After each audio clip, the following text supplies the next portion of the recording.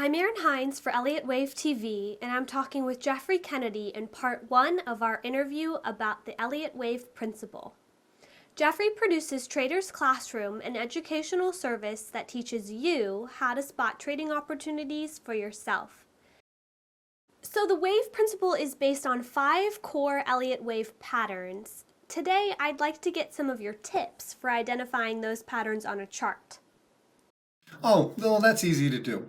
Well, as you know, as an Elliottian, what the wave principle actually does is that it, is that it classifies price action into 2 very specific modalities. One called motive waves, the other called corrective waves.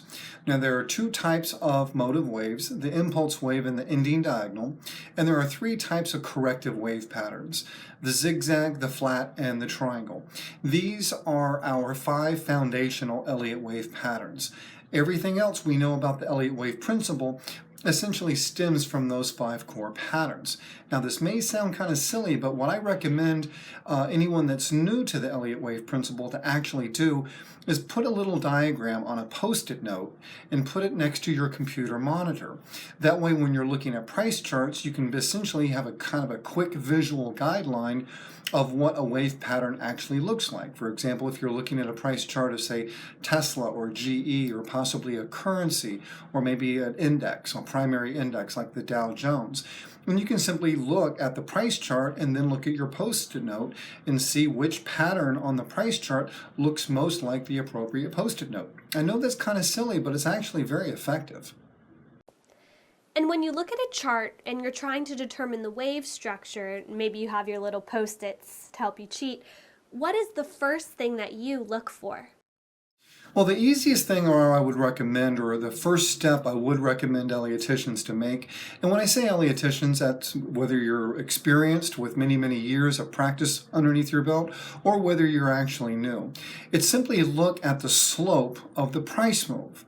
If you have a price move which has been very, very fast, that means where prices have traveled very far in a very short period of time, odds are it's going to be some type of motive wave structure, more than likely an impulse wave.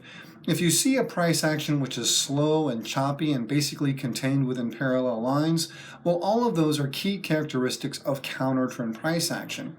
That's actually very important to understand because it's important to lead with the right foot. Whenever you're looking at a price chart cold, do you begin with an impulsive wave count, meaning waves 1, 2, 3, 4, and 5, or do you begin with a corrective structure, trying to identify it as a corrective wave pattern such as a zigzag, a flat, or a triangle?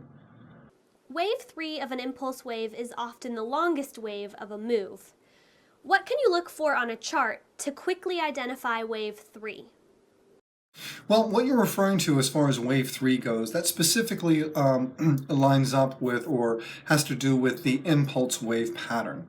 That's a 5-wave move, waves 1, 2, 3, 4, and 5. As you know, the rules pertaining to specifically the impulse wave are that wave 2 never retraces more than 100% of wave 1. Wave 3 is never the shortest impulse wave of waves 1, 3, and 5. And of course, that wave 4 never ends in the price territory of wave 1.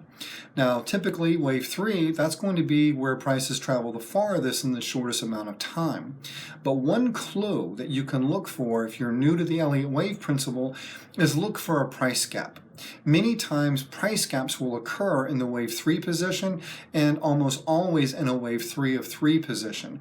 And technicians refer to this gap as an acceleration gap.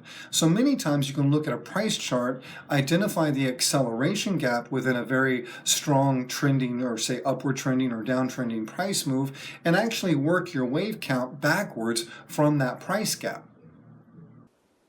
Jeff, thanks for sitting down with me. My pleasure, Erin. Anytime. Join Jeffrey Kennedy online for an intense 5-session course where he teaches you about the 4 elements he analyzes on a chart before he makes a trade. He walks you through his entire thought process and shows you how to apply his method to your trading. Reserve your seat now for Jeffrey's 4 critical elements of high confidence trading course. Classes begin May 11th.